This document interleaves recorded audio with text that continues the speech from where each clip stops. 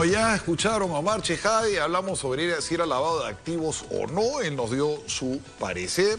Y tenemos ahora a Iván Montoya, César Azabache, Julio Rodríguez, pero no para patear penales, sino para hablar de derecho penal. Los tres nos van a explicar su posición, ustedes los van a escuchar y al final se vota. Se vota, yo aprieto acá el botón nuclear, el rojo, y va a salir en la pantalla, miren, está 0-0 para que no digan que hay trampa. Como en el grifo, cuando te dicen que no te han echado gasolina todavía, acá estamos iguales. Están a los tres en 0. Y arrancamos con el número 1, que es don Julio Rodríguez. ¿Cómo estás, Julio? Buenas noches, caballeros, ¿cómo están? Buenas noches, Aldo. Buenas noches, César. Iván, un placer para mí estar acá en tu programa. Por favor, a ver, ¿qué te parece? ¿Hubo lavado de activos o no? A ver, Omar Chejade, te sintetizo rápido, él dijo que el caso de Keiko Fujimori estaba por dilucidar. Los otros casos él sí pensaba que era lavado de activos y que era particularmente más grave la situación de Toledo y de Susana Villarán. Y también PPK. Y que Ollantumala, dentro del grupo grave, no estaba tan mal como los otros. Una síntesis muy pedestre, por supuesto. A ver, yo sí creo que son casos diferentes. No, empiezas con la primera premisa del que son diferentes. Son diferentes, en verdad, son casos que tienen una coyuntura muy específica. Voy a comenzar por el último porque me parece también el más claro. O sea, en Toledo el círculo es perfecto de la comisión del acto de lavado de activos. Tienen los delitos previos de corrupción, el recibir dinero para entregar las buenas pro y posteriormente a esa entrega de buenas pro, depósitos que se le hacen en una offshore extranjera y a partir de esos depósitos comienzan los actos claros de conversión y transferencia, porque eso pasa por Ecoteva. Es un circuito, claro. Es un circuito. Brasil, Londres, Costa Rica. Y de Costa Rica, Perú. Y de Costa Rica viene a Perú, se pagan hipotecas, se compran oficinas, es decir, ahí no hay duda alguna que estamos sólidamente en un caso de lavado de activos. Ya. Y con la gravedad de todo lo que viene. Okay. El otro caso que tiene una determinada complejidad, también por la situación personal, es la de Susana Villarán. Yeah. Porque Susana Villarán, a diferencia de todos los demás, ha recibido dinero siendo funcionaria pública, según las declaraciones de Barata y según las declaraciones que han dado algunos colaboradores. Se trata de una persona que recibió una suma de dinero siendo alcaldesa, para la famosa revocatoria y después recibe, siendo alcaldesa, una suma de dinero para la reelección. Si estamos hablando de funcionario público... Y firma los dos contratos. Y ahí firma los dos contratos dando unas ventajas... Rutas de Lima y la línea María. Así es, ventajas que no habían tenido estas personas. Y esa ventaja solo se justifica razonablemente porque han hablado los expertos que hicieron esas propuestas y decían, era innecesario darle 10 años más. 10 años más de peaje en un caso y en Rutas de Lima no hicieron unos cambios en cuanto que eran además innecesarios y que eran onerosos para el municipio. Entonces ahí se verifica nítidamente también que recibe ese dinero y frente a ese dinero que recibe... Quitó la obligación de hacer un ramal del Metropolitano. Sí, claro. Iba a haber un ramal ahí. No, la cosa es grave, pero ahí estamos hablando de los actos propios de la comisión de delitos ligados a la corrupción. Porque yo te entrego dinero para que tú me traigas las obras. Dos personajes. Así es. Pero ahí hay que ver después dónde acabó ese dinero, que es lo que en verdad no se sabe. Si ese dinero acabó íntegramente en la campaña, no acabó en la campaña. Una parte parece que le pararon directamente a este famoso... Sí, así a es. Fabre y a Garreta, ¿no? Y a Garreta. Entonces, eso fue un pago directo a estas personas. Creo que ni siquiera ese dinero llegó al Perú, se quedó directamente en Brasil. Entonces, ahí sí con el restante hay que ver dónde acabó. Ahí sí podríamos hablar de lavado de activos sin perjuicio de los otros delitos. En los otros casos, la situación es diferente, porque son personas que no eran funcionarios públicos. Si recibieron dinero para campaña. Lo que sí es indiscutible, y eso lo tenemos por la ingrata experiencia de Montesinos Torres y estos famosos Vladivideos, es que reciben dinero estas personas muchas veces aparentemente en efectivo. Y una empresa seria, internacional, pues no se aparece con su cajita de leche entregando $1 millón en efectivo. Yo no quiero ser abogado del diablo, pero en las campañas políticas todo es cash. ¿O era cash? Mucho es cash. Esa vez que salió, ¿te acuerdas la gente del APRA con la caja esa de los zapatos Bata sí, y de dólares? Claro. O sea, esto tiene, pero... A ver, y además, yo tengo memoria. Y además en los cócteles, parrilladas y cenas, uno se ve cómo las personas se acercan deben comer caviar y no sé qué, porque salen, cabeza muy nervioso. Deben comer caviar o champán, porque recolectan una cantidad de plata impresionante en las polladas. O sea, el pollo es carísimo, los paisanes. Si no, aparecen personajes que van con su sobre y ahí le entregan directamente al candidato, a la persona llegada al candidato. Eso es indiscutible. Pero eso es Básicamente, no ¿Y tan... sintetizando estos tres? Estos tres sí tienen, en mi opinión, un pequeño gran problema de inicio, porque no declaran el dinero. Entonces ahí de ¿Pero plano... dirán falta administrativa o delito tributario? Hay un delito de todas maneras porque se han declarado falsamente en estas obligaciones que tienen frente al organismo electoral, ahí hay falsedad ideológica de todas maneras, que es una pena de 3 a 6. Entonces ahí hay la comisión de un delito y lo que hay que ver es posteriormente dónde acaba ese dinero. Si el dinero efectivamente acaba en la campaña o ese dinero no acabando en la campaña acaba en las arcas personales de estas personas para poder adquirir bienes, para poder realizar cualquier otro tipo de acto. Ahí es donde se va a hacer ese límite si se trata de lavado de activos o no, porque el solo hecho de recibir dinero en campaña per se no constituye un acto delictivo, sino cuando ese dinero, como establece el tipo, el sujeto que lo recibe tiene como objetivo ocultarlo, transferirlo, actos de conversión. Hay que recordar que se trata de gracias, limpiar, Julio. limpiar capitales. Los abogados hablan bastante, pero tengo que dale. César Azabache, por favor. Sí. Gracias, Aldo. Bueno, cuando son tantos casos, lo que creo que hay que hacer es tratar de tener esquemas claros. ¿Trato diferenciado también o para ti todo es plano? Justamente por eso, porque también creo con Julio que hay acá muchas diferencias, tantas que tal vez tenga más sentido fijar cuáles son los criterios que permiten hacer la clasificación. ¿No? Entonces, Julio, por ejemplo, ha organizado su presentación sobre la diferencia entre funcionarios y no funcionarios. Bien. Creo, sin embargo, que puede ser más sencillo que abordemos las cosas si separamos los casos de proyectos y obras públicas de los casos que tienen alguna vinculación con campañas. Tampoco creo que sean específicamente casos de campañas, ¿de acuerdo? Claro, la gran mezcla, lo ha dicho Julio, y ahí en realidad lo repito, es el caso de Susana Villarán, porque ella es al mismo tiempo un personaje en campaña y alguien vinculado al desarrollo de una cartera de proyectos públicos, ¿no? La gran discusión en las campañas, en efecto, es de qué estamos hablando. Yo decía hace un minuto que no creo que sean casos de donaciones para campañas, porque creo que lo que aquí ha ocurrido es que Odebrecht ha comprado fidelidades políticas, aprovechando las enormes ventanas de desregulación que tiene, como tú has dicho, el dinero que circula para procesos electorales. Entonces, no me imagino, por ejemplo, que los 3 millones que se dice recibió, creo que está casi probado, recibió Ollanta Humala, tengan por objeto pagar a canales de televisión o pagar propaganda. Cuando Odebrecht ha querido hacer campaña, le ha pagado directamente a los comunicadores que querían que hagan campañas.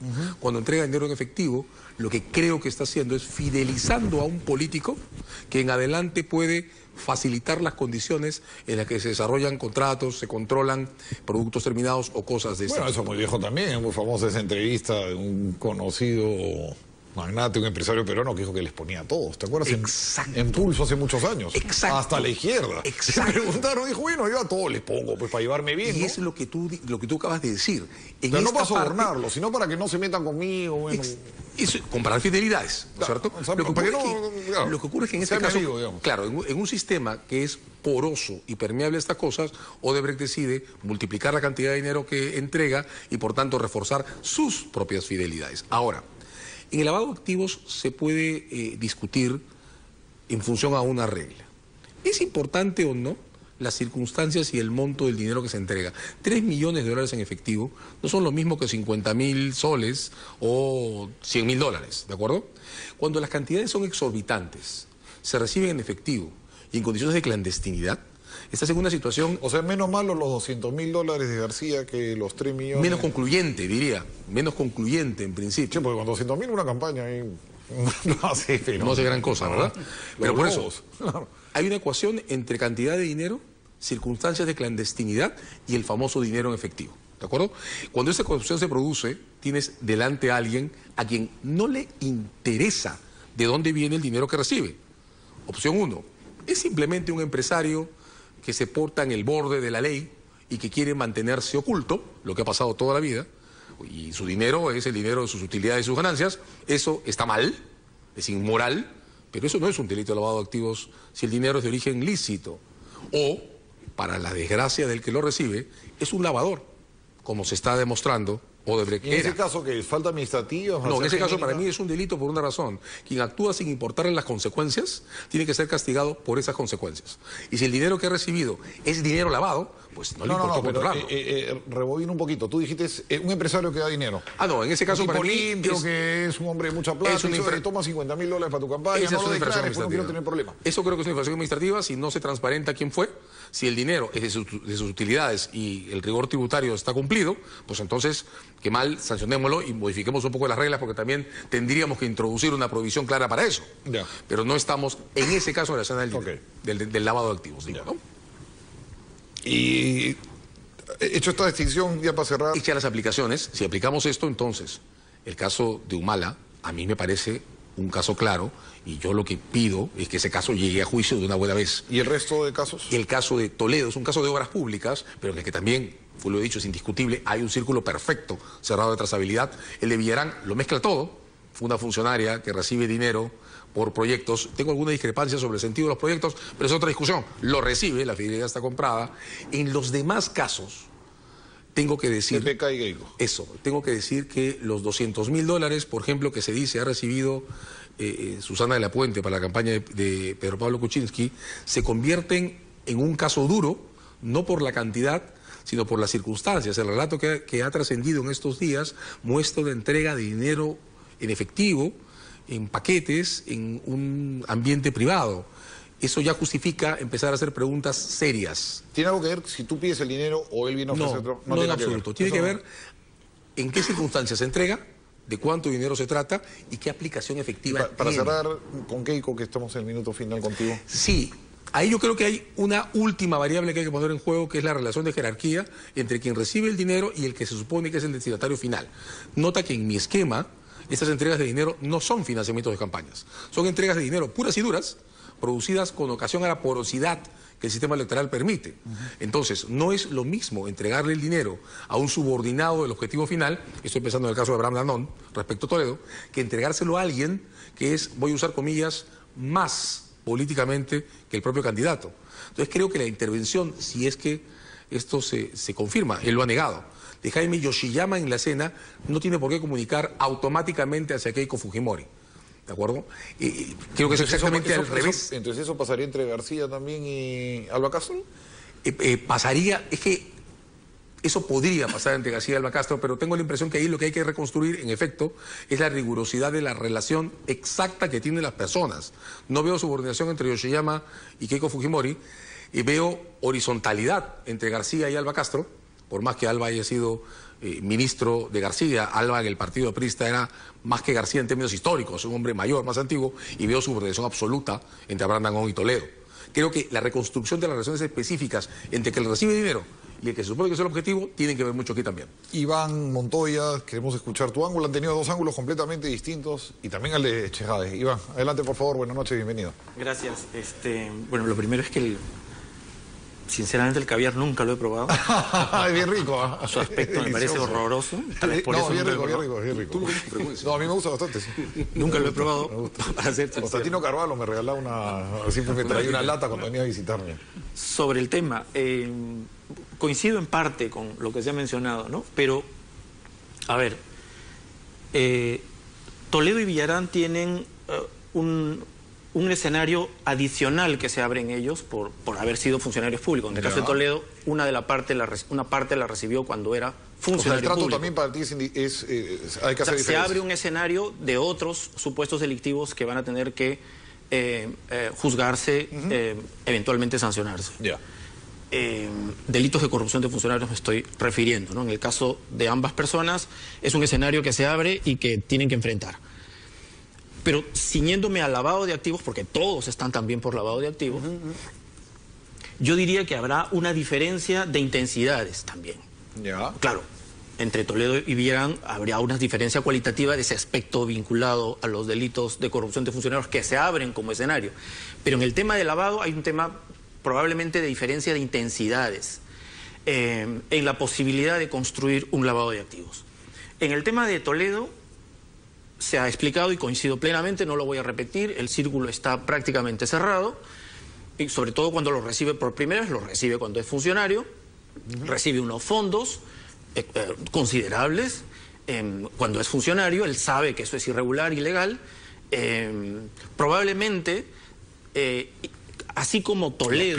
Los pide, o sea, van y dame la plata para hacer la carretera. Efectivamente, y además esto ya se sabe más o menos la ruta, ¿no? La salida de las... Todo el circuito. De los offshores de Odebrecht a las offshores de Maiman, de las offshores de Maiman a otras de Maiman, baja a la suegra y la suegra baja hasta Perú en la adquisición de las casas, ¿no? Eso está bastante claro. En el caso de Humala hay dos escenarios, ¿no? Uno son los aportes de Odebrecht 2011, pero también está, hasta donde yo más o menos tengo conocimiento, los aportes de Venezuela. Esa parte de los aportes de Venezuela, yo tengo, sinceramente, cierta convicción de la claridad del lavado de activos. Todo depende, y no sé si la Fiscalía lo ha construido bien. ¿Dónde radicaría? El dinero viene de Venezuela. Ahí no sé si cuánto importa la cantidad recibida, pero creo que son como 250.000 dólares. Vienen por valija diplomática, si eso se acredita, son entregadas en la embajada. Yo creo que hay razones suficientes para presumir que es un dinero que viene del Tesoro Público venezolano. Por lo tanto, yo puedo presumir que viene de algún delito que signifique delito de funcionarios públicos. Ese es el delito que signifique delito de funcionarios públicos. Ese es el delito fuente. Por ahí me parece mucho más claro la construcción del lavado de activos en el caso de Humala que con relación a Odebrecht. Con relación a Odebrecht, en el caso ya de Humala, Fujimori y García, ahí hay tres escenarios posibles. Y PPK también, efectivamente, que tiene que ver con, otra vez, no sé cómo la Fiscalía está construyendo el delito fuente, es decir, cuál es la actividad ilícita que ha originado esos activos y que yo los he usado, porque parece que la imputación seguramente va a ser integración, esto que te leía Shehade en un momento, es decir, el uso, administración de estos fondos, pero tiene que haber tenido conocimiento o presumir el conocimiento de que esto tiene origen ilícito. ¿Qué origen ilícito? Ahí viene el problema. Entonces, hay tres escenarios posibles, que viene del Departamento de Operaciones Estructuradas, sí, y cuyos fondos provienen de actos de corrupción y de actos de fraude fiscal.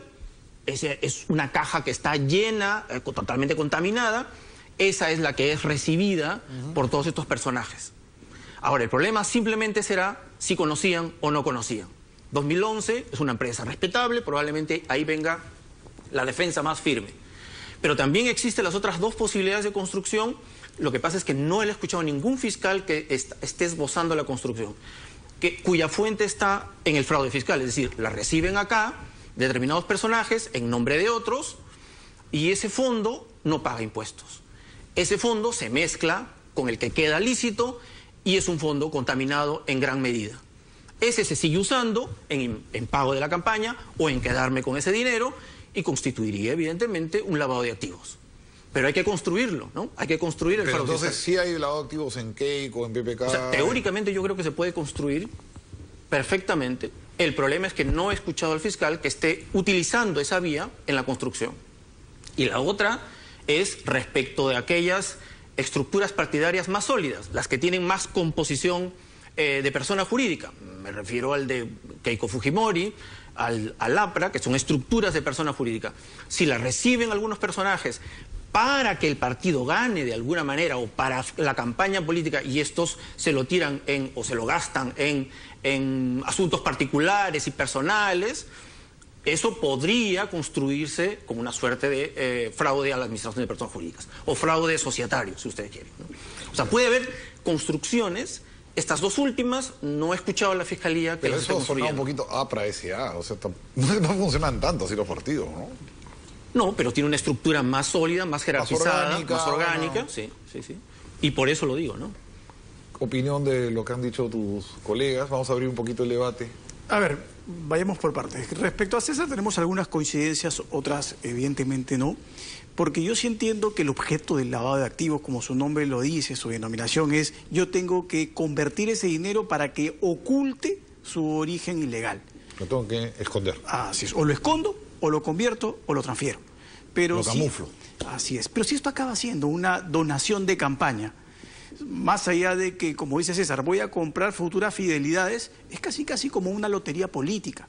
Estoy entrando el dinero, a ver si le liga a ese candidato llegar a un puesto y a ver si cuando le liga me puede ayudar.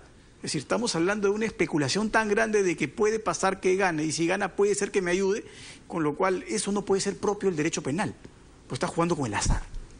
Y esto no puede estar en el marco de la decisión. Ha habido magnates en la historia del Perú, he conocido gente que no sé, en la época del APRA, que eran apristas y daban el dinero porque creían en el APRA. O sea, ha habido... Y buenísimo que lo señales. Mi padre me ha contado, en los años 50 había gente, donantes que daban, eran gente rica que no le interesaba, sino que era una devoción ahí a la torre. Y ahí voy al tema de Venezuela, porque el tema de Venezuela estamos construyendo una serie de castillos en el aire, porque ese dinero puede haber sido dinero del partido. Y había en Chávez una decisión política, evidentemente para muchos de nosotros que respetamos el Estado de Derecho, altamente cuestionable, de mandar dinero a todos los demás países para construir un eje bolivariano, pero que ese dinero puede provenir de su partido, con el objetivo de que toda América Latina esté bajo el... Su partido no, genio, no es pues la PDVSA, una empresa petrolera, el partido no era una máquina de hacer plata. Pero más allá de eso, si era tesoro público eso. Pero esa sospecha razonable tiene que basarse en algo, no en lo que yo creo. Chávez no tiene un mango para ponerlo. No, yo sé, indiscutiblemente muchos de ellos no, pero yo no puedo construir eso sobre la base de meras sospechas que no tienen una base firme, un indicio razonable, como dice claramente la Corte Suprema. Ahora, en el caso de Nadine Heredia y Humala, con respecto a si sospecharían o no sospecharían la clandestinidad de la entrega, yo hoy también coincido plenamente porque ya lo dije. O sea, es raro pues que se aparezcan con su caja de leche, con su caja de zapatos, con su bolsa, ¿no es cierto?, de arroz llena de billetes, entregándolo para una campaña. Era lo más común, te digo, de que si te contabas la historia del Perú era lo más común. Pero esto ha ido generando en el organismo electoral paulatinamente evitar que esto llegue a ser así permanentemente. Es decir, ha ido de forma cada vez más gradual tratando de que esto sea más o menos formal. Por eso dice, se puede donar una cantidad, tiene un límite, y donde yo no voy a exigir bancarización para esa donación. Pero si sobrepaso estos límites, y además oculto quién los entrega, y además no hay un sinceramiento de que ese íntegro del dinero acabó siendo gastado, por ejemplo, hasta donde mi memoria no me traiciona, en el caso de la campaña por la reelección de la exalcaldesa y en la campaña de la revocatoria, lo que se ha declarado que se gastó es ínfimo respecto a lo que se entregó. Entonces, ese saldo... No, ahí hasta cometieron un error, porque era obvio. O sea, no había relación entre los carteles, los spots de televisión y lo que declararon, ¿no? Sí. O sea, si quisieron camuflar, lo hicieron muy torpemente. Y por eso ahí Esos carteles son carísimos, los que habían por todo Lima. Y no solo eso, sino que los carteles, incluso todo lo que se gastó con respecto a lo que se entregó, también guarda una no correspondencia.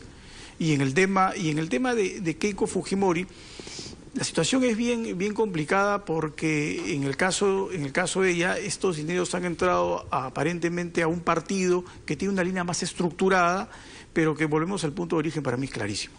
El código lo dice las interpretaciones que hace la Corte Suprema.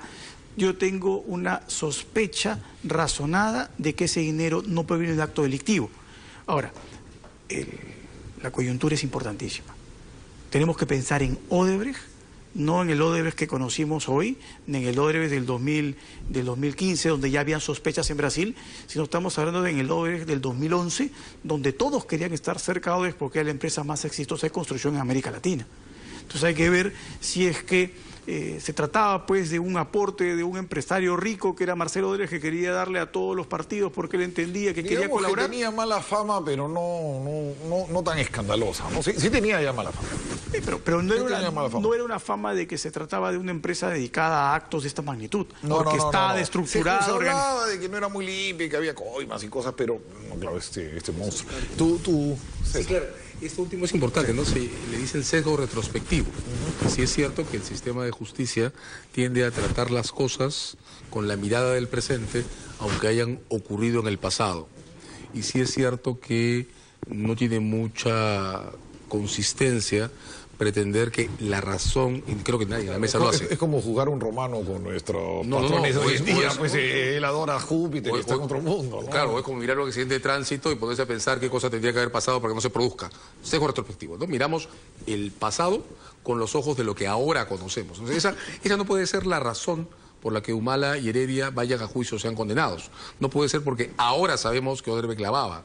Sin embargo, hay que preguntarnos si no es cierto que las personas debemos asumir que tenemos deberes explícitos de prudencia respecto a cosas como recibir 3 millones de dólares en efectivos en un cuarto cerrado a ojos de nadie. Ahora, ¿qué es lo que ocurre? Has insistido mucho, y me parece bien que lo hagas, en que, claro, estas cosas han pasado aquí siempre. Se llamaba mecenazgo, ¿no? O sea, esta especie de organización premoderna de la política, donde la política existe porque hay un padrino subjetivo que tiene una relación directa y no intermediada con el político al que sostiene. Bueno, eso es el siglo XV y es la política peruana hasta hace unos años. Entonces, por eso el caso está mezclado con lo que creo que es un aprovechamiento deliberado por cuenta de Odebrecht, de utilizar la enorme ventana subjetiva que produce el mecenazgo. Entonces, a partir de ahora, el mecenas de esta cancha voy a ser yo. Y no se trata de 100.000 dólares o de 50.000, toma 3 millones. Bueno, eso es generar fidelidades de manera ilegal. Ahora, voy con Julio en que, en ese comentario que hizo hace un minuto, conforme al cual, bueno, pero también es una especie de tinca política, ¿no? Porque de repente gana, de repente no, de repente lo necesito, de repente no. Pero claro, esa observación cabría si estuviéramos pretendiendo que entregar este dinero a un candidato es ya un caso de soborno anticipado. Esa teoría la he escuchado mencionar. He escuchado que esto es un soborno anticipado con cargo a resultados futuros. Y el modo en que se está organizando uno de los casos del gasoducto, los 3 millones servían para determinar el resultado del proyecto futuro, tiene ese sesgo. Y creo que el sesgo es incorrecto. Creo que la manera correcta de abordar esto es asumir, y creo que esto es parte de lo que no está claro en nuestro medio, que los delitos sobre lavado de activos tienen una función económica que tiene que ser explicitada. Esto se trata de tráfico de dinero clandestino. Y el comportamiento... O sea, tiene que haber un objetivo final de todas maneras. Tráfico de dinero clandestino. Inyectar en la economía dinero que estoy generando. ¿Pero para un propósito o puede ser que metes en la plata? Porque la inyección le da rendimiento al dinero clandestino. O sea, es exactamente lo mismo que pasa si trafico con animales silvestres, con, pornografía infantil o con oro ilegal. Lo que estoy haciendo es generando un circuito de activación o de creación de ganancia en base a algo que he acumulado y que no puedo circular en el mercado formal. ¿Qué negocio estaba haciendo entregando el dinero? Hoy nos hacía más ricos. Te doy el destino final, nota que primero estamos hablando de cerca de 700 millones de dólares en 10 años en una acumulación que desemboca en el intento de compra de un banco en el Caribe. ¿De acuerdo? Mi impresión es que a esos volúmenes el lavado de activos se convierte en un negocio marginal. Y el negocio marginal se produce cuando ya no solo le das dinero al candidato para comprar su fidelidad, sino que te conviertes en la mejor fuente de custodia y conservación de ese dinero. Cuentas de Andorra, por ejemplo. Yo soborno a Julio. Y le guardo la plata en Andorra. Yo la rentabilizo. Y yo creo un banco y yo genero una ganancia sobre el dinero global que se acumula. Pero eso para Odebrecht es una cosa operativa, ¿no? Era sobre 700 millones ya no hablamos. Pero eso es por la plata en sí que la dedica a la construcción y a los sobornos. Exacto. Pero el lavado para Odebrecht era... Nada, pues si 3, 4 millones de dólares para Odebrecht era... 700 no, eso cuando es todo el negociado. Acumulados y un banco en formación. Eso ya te da la imagen de un negocio marginal. La Operación Perú en el 2013 era 1.000 millones. No, pero estamos hablando de la plata a los... Por eso. Claro, pero estás hablando de un vehículo que desemboca y se relaciona con 700 millones. Pero sería coima, pues no sería lavado de activos. O sea, los he coimeado para que ganar 700 millones. No. El esquema que te propongo es este. Odebrecht inyecta dinero para asegurar su posicionamiento en proyectos. Ya. Entonces, la fidelización le da el camino para asegurar su posicionamiento. ¿De acuerdo? Los sobornos no solo le dan el rendimiento respecto al proyecto y no solo le dan la fidelización, sino le dan la posición para manejar esos propios activos. Se genera un negocio de tamaño tal que necesitas un banco para esconder el dinero. Eso ya es un negocio clandestino. Eso ya le da cierto rendimiento marginal a ese asunto.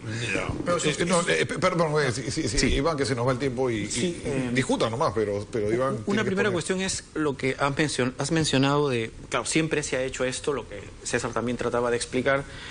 Sí, en el Perú estamos acostumbrados a muchas cosas que hemos hecho irregular, ilegalmente, manifiestamente, de manera ilegal a veces, y ha pasado por una suerte de costumbre.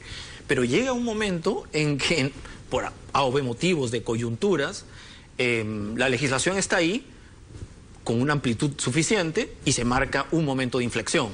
Pero entonces cuando empieza la norma del lavado de activos a alcanzar este tipo de donaciones, porque antes era una falta administrativa, te ampallaban, bueno, pagas tu multa en el jurado y... Por eso, aparece el lavado de activos, que es una figura... Que en el año... 92, con narcotráfico, pero luego se va ampliando, ¿no? Sí. Se va ampliando. Pero lo que quiero decir es que con el lavado de activos y con sus ampliaciones, efectivamente se convierte en un tipo penal bastante extensivo, bastante omnicomprensivo, ¿no?